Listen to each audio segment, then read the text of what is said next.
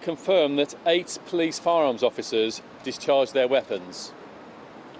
Whilst this will be subject to an investigation by the IPCC, our initial assessment is in the region of 50 rounds, in the region of 50 bullets were fired by those 8 officers. The 3 attackers were shot dead. The situation these officers were confronted with was critical. A matter of life and death. 3 armed men wearing what appeared to be suicide belts.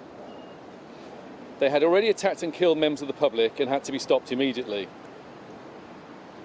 Indeed, I'm not surprised that when faced with what they must have feared were 3 suicide bombers, the firearms officers fired an unprecedented number of rounds to be completely confident that they had neutralised the threat that those men posed. I'm humbled by the bravery of an officer who will rush towards a potential suicide bomber thinking only of protecting others. As the officers confronted the terrorist, a member of the public also suffered a gunshot wound. Although the injuries are not critical in nature, they are in hospital receiving medical attention, and we will of course keep you updated on that. 7 people have been killed in addition to the 3 attackers. Work to inform the next of kin of the victims is ongoing, and this may take some time as we believe some of the victims are from abroad. On top of that, we have 36 people remaining in hospital suffering from a range of injuries. Some of these are extremely serious and 21 remain in critical condition. You will have heard today about the British Transport Police officer who sustained injuries in the attack, responding to the incident. I can also confirm that an off-duty Metropolitan Police officer based on Southwark Borough was caught up in the attack. Fortunately, he has not suffered life-threatening injuries. He remains in hospital.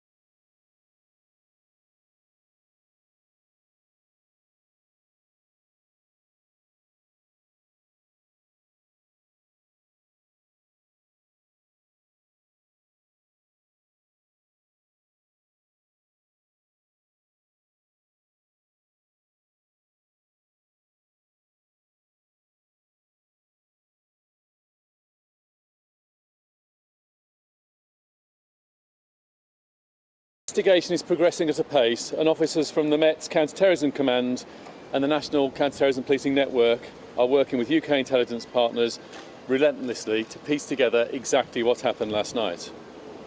We've already made good progress, but there of course remains much more to do. We are making significant progress now in identifying the 3 attackers and confirming the fact that there were no other suspects at the scene when the attack was carried out. Work is ongoing to understand more about them, about their connections, and about whether they were assisted or supported by anyone else. As I think you're aware, there are searches ongoing in East London and 12 arrests have already been made. There is clearly more to do, and we will work relentlessly to get to the facts. We have established that the van used during the attack was a white Renault van that was recently hired by one of the attackers. As our understanding grows, we now understand that the van at London Bridge started the attack at 21:58 hours yesterday as it went from north to south on the river, with members of the public calling police a few minutes later. The van mounted the pavement and collided with pedestrians before being abandoned, where attackers were armed with knives, continued into the Borough Market area, stabbing numerous people. The attackers were then confronted by the firearms officers, and I can confirm that 8 police firearms officers discharged their weapons. Whilst this will be subject to an investigation by the IPCC, our initial assessment is in the region of 50 rounds, in the region of 50 bullets were fired by those 8 officers. The 3 attackers were shot dead. The situation these officers were confronted with was critical. A matter of life and death. 3 armed men wearing what appeared to be suicide belts.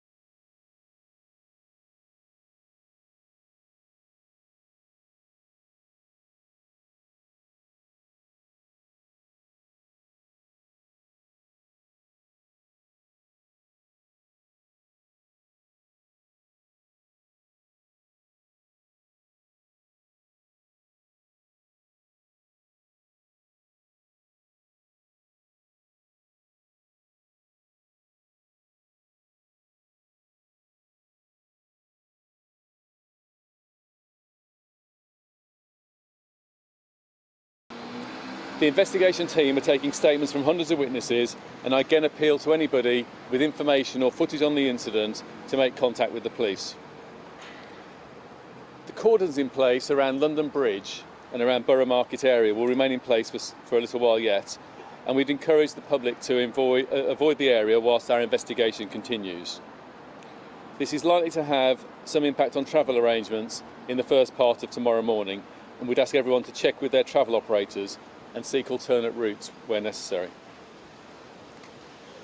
Now, the public can expect to see additional police, both armed and unarmed, across the capital over forthcoming days, and our security plans and policing plans for forthcoming events are being reviewed. You will also see increased physical measures in order to keep the public safe on London's bridges. Finally, I ask the public to remain calm but vigilant, and if you see anything suspicious, no matter how insignificant you think it might be, please don't hesitate to contact the police, either on 999 or the anti-terrorism hotline 0800 789 321. I'll take a couple of questions. Do you think all the main perpetrators were shot dead by your officers? We're increasingly confident that this attack was conducted by 3 individuals. Clearly we need to establish whether there's any associates or anyone else involved in the planning. Is anything that you've got